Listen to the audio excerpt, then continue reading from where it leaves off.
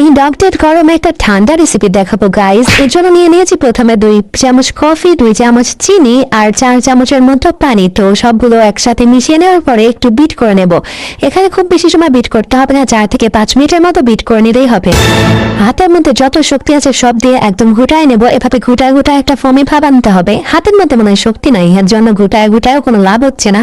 তো অনেক সময় ঘুটানোর পরে তো একটা ফমি ফমি ভাব চলে আসছে। এই পর্যায়ে কিন্তু কফিটা রেডি। তো এখানে আমি এই গ্লাসটা ফ্রিজে রাখছিলাম চকলেট সিরাপ দেওয়া। চকলেটের সিরাপের আবার কোনো রং নাই, এখানে রং হয় নাই।